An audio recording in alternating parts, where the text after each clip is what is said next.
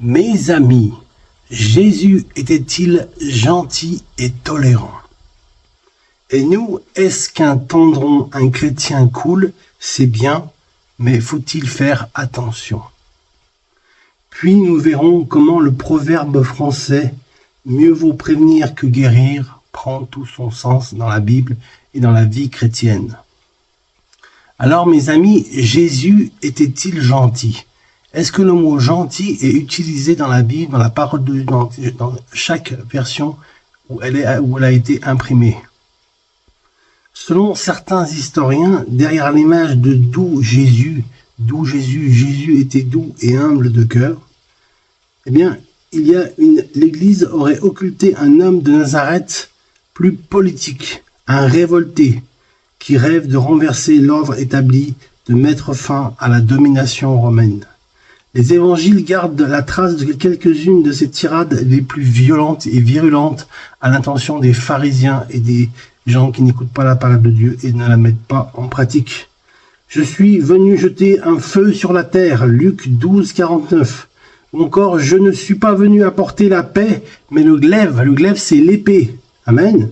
Matthieu 10, 34. Il est venu combattre et combattre l'ennemi de nos âmes, Satan. Il est venu combattre Satan sur la terre, lui résister et le vaincre quand il a expiré sur la croix avant de dire à son Père, « Mon Père, tout est accompli. » Le plan de Dieu a été réparé par le sacrifice à la croix de Jésus et par sa mort et sa résurrection le 3e jour.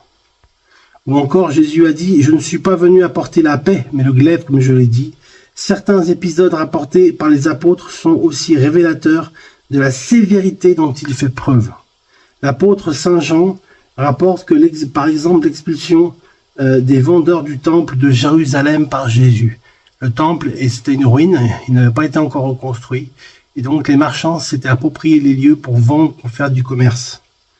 Et donc Jésus a dit, il fit un fouet avec des cordes, il fit un fouet, un martinet, et les chassa tous du temple.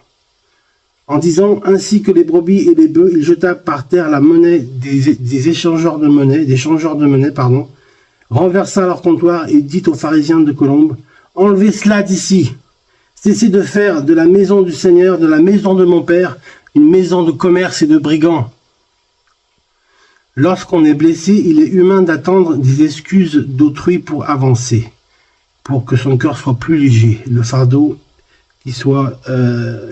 qu'on n'y ait plus de fardeau, car le fardeau de Jésus est doux et léger à porter. Pourtant, cette attente peut nous piéger dans une spirale d'amertume. En Christ, nous découvrons une vérité libératrice. Le péché, le pardon, le demander pardon et pardonner, c'est libérateur.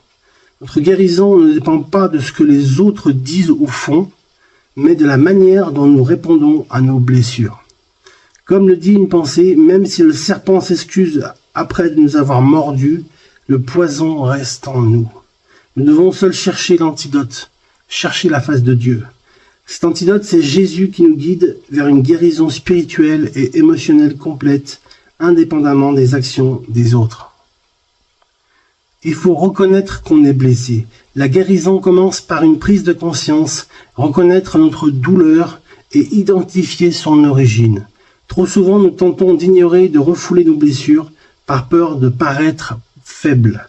Pourtant, faire face à notre souffrance est une étape indispensable pour avancer et trouver la guérison du cœur. Quant à moi, je suis un hypersensible. J'ai eu plusieurs expériences malheureuses dans ma vie. Un échec sentimental, j'étais vraiment très amoureux et ça m'a coûté vraiment beaucoup d'émotions. Émotions négatives parce que j'étais fiancé, j'allais me marier, ça n'a pas pu se faire. Mon épouse aussi de son côté a fait la même chose, elle a été fiancée et ça n'a pas été au bout.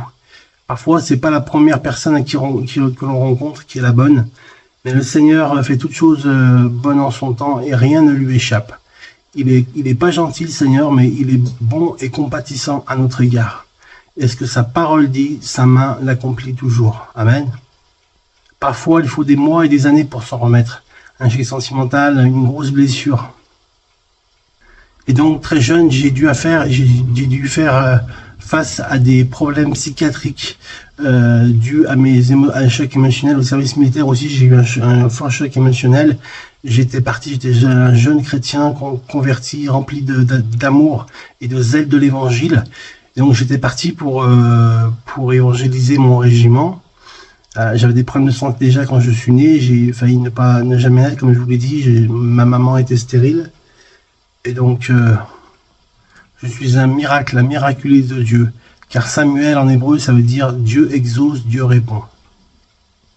J'ai frôlé la mort à plusieurs reprises. Donc, ça a été très dur au service militaire parce que j'avais un pistolet automatique sur la tempe, comme ça, avec 2 caporaux qui me tenaient parce que j'avais démantelé les activités controversées et frauduleuses de mon adjudant de compagnie.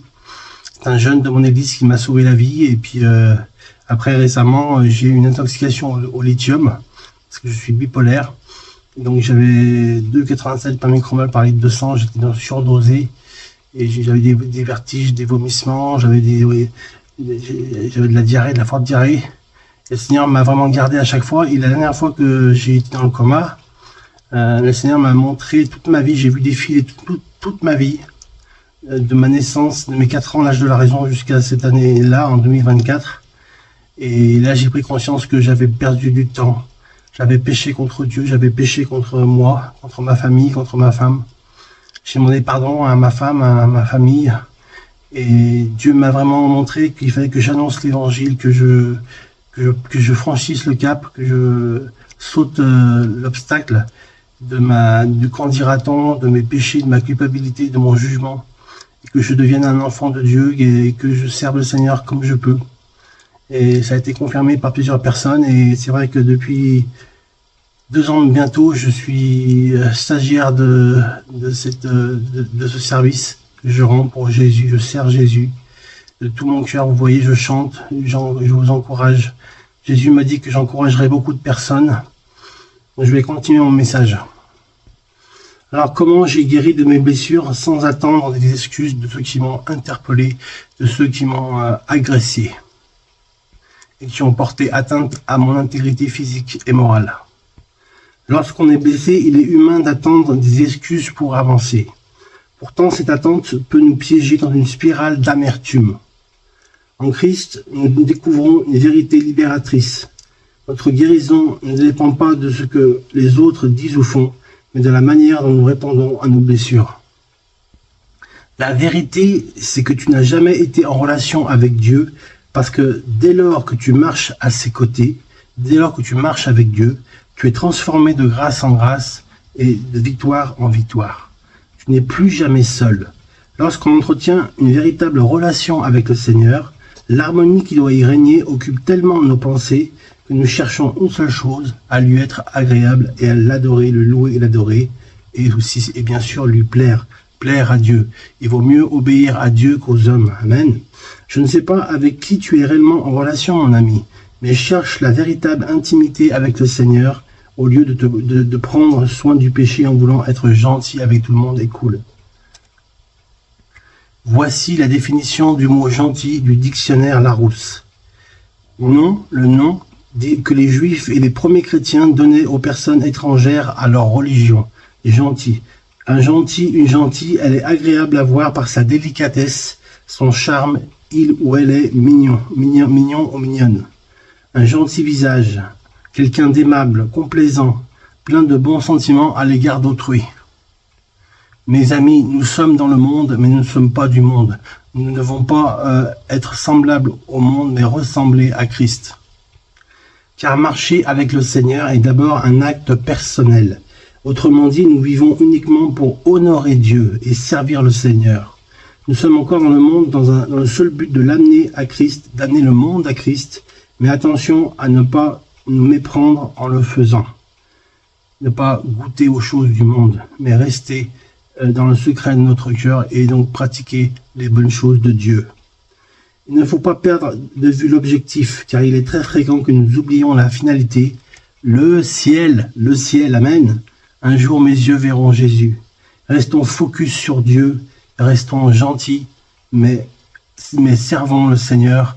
Il vaut mieux obéir à Dieu qu'aux hommes. Amen. Soyez bénis mes amis, que Dieu vous garde, je vous bénis et je vous aime de tout mon cœur. À bientôt.